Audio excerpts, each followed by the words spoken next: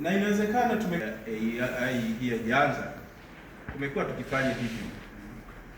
Nakumbuka labda hadi anatangazwa kuwa askofu leo, kesho tayari tumeshamvalisha nguo, tumeshamtengeneza mpya. Umevaa lini? Kumbe tulishaanza ku practice ile AI hata bila wenyewe kujua. Sasa AI inakuja kwa mtindo huu. Na kwa nini tuilazimike kuingia? Kuna faida zake na hasara zake, ni wazi. Lakini tuangalie zaidi kwenye kutumia vizuri akili mnembe kwa ajili ya manufaa ya kanisa. Tutakapopata mafunzo hayo tuyatumie vizuri. Na kuna mambo mbalimbali ambayo tunaona kuna umuhimu kwenu ninyi kuwa na uelewa zaidi mnaposhika kalamu zenu, mnaposhika maiki zenu, ili kuweza kuhabarisha umma kuhusu kanisa, lakini ndani humo artificial intelligence. Kwanza tunaona kwamba hii teknolojia inatusaidia sana kuimarisha uinjilishaji. Kuna fursa pale. Tukielewa vizuri inatusaidia kuimarisha uinjilishaji. Na hii inasaidia kanisa kufikisha injili kwa watu wengi zaidi kupitia mitandao ya kijamii, tovuti zetu, redio, televisheni na majukwaa mbalimbali ya kidijitali kwa haraka na kwa ubunifu zaidi. Yaani tukiitumia vizuri inaleta faida kubwa sana kwa watu wengi na hivyo kusaidia uinjilishaji. Lakini pia kuna umuhimu, inatupatia umuhimu wa kuboresha mawasiliano ya kanisa.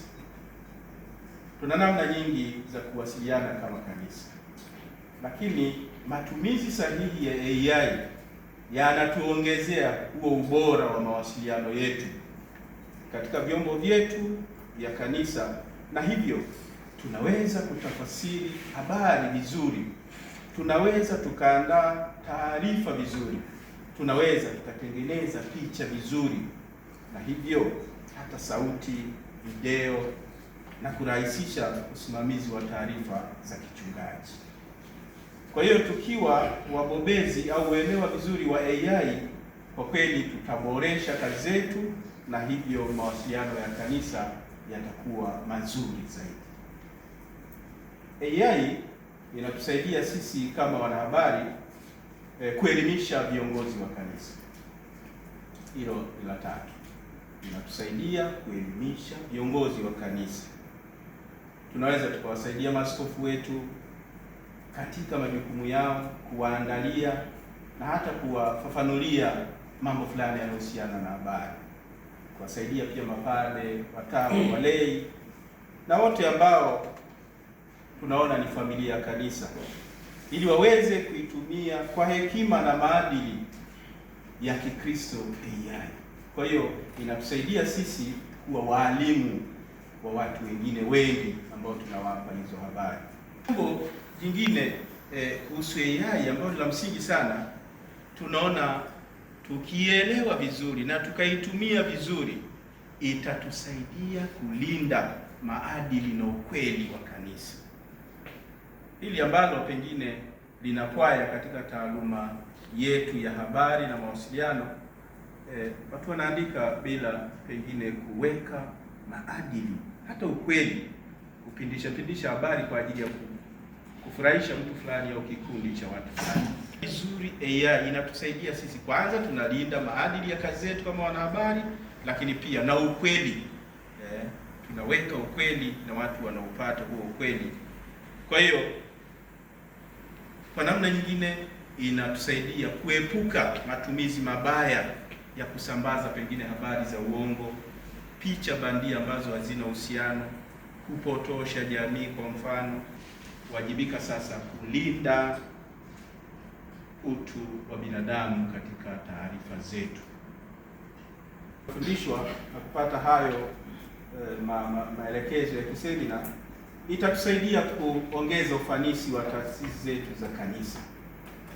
Tunazo taasisi nyingi katika sekta ya afya na sekta ya elimu. Kwa hiyo AI itatusaidia kuongeza ufanisi hasa katika kutunza kumbukumbu, inatusaidia katika miradi ya maendeleo na inatusaidia pia katika huduma ya jamii inayotolewa na kanisa. Inasaidia pia kuandaa sera na miongozo katika kanisa. Kadiri tunavyokwenda, tutahitaji kuandaa sera na miongozo katika majimbo yetu inayohusiana na matumizi sahihi ya artificial intelligence. Kwa hiyo tukielewa vizuri, sisi wenyewe tunaweza tukaandaa sera na miongozo katika majimbo yetu, katika taasisi zetu, ili tuzingatie mafundisho ya kanisa na sheria za Tanzania, hasa kuhusu sheria mpya ya ulinzi wa taarifa binafsi. Tutakapopata semina juu ya AI, itatusaidia kuwasaidia vijana ambao ndio kundi kubwa la waathirika au wanufaika wa elimu hii ya AI, pengine katika matumizi sahihi. Kwa hiyo sisi tunakuwa walimu kuwasaidia kwanza wapate elimu sahihi kupitia AI na kujenga jamii yenye maadili badala ya matumizi mabaya ya hiyo mitandao ya kijamii. Sema kwamba AI haikwepeki kwa sababu lazima tushirikiane na dunia ya kisasa. Kwa hiyo kanisa lina wajibu wa kwenda sambamba na maendeleo ya sayansi na teknolojia ili liendelee kuwa sauti yenye mwanga na matumaini katika ulimwengu wa kidijitali. Kwa hiyo lazima tufanye hivi. Na kwa namna hiyo sasa, wa Kanisa Katoliki Tanzania tunatakiwa kuhakikisha teknolojia hii, elimu, afya, maendeleo ya jamii kwa kuzingatia maadili yetu ya Kikristo. Kwa Tanzania hakuna sheria maalum inayosimamia akili mnemba kama zilivyo nchi mbalimbali ambazo zimeshatunga sheria kwa ajili ya kuratibu mambo ya AI. Tanzania bado hatuna. Lakini pamoja na kukosa sheria mahususi inayohusiana na AI, kuna sheria na mifumo ya Tanzania ambayo kwa namna moja inagusa mambo ya AI.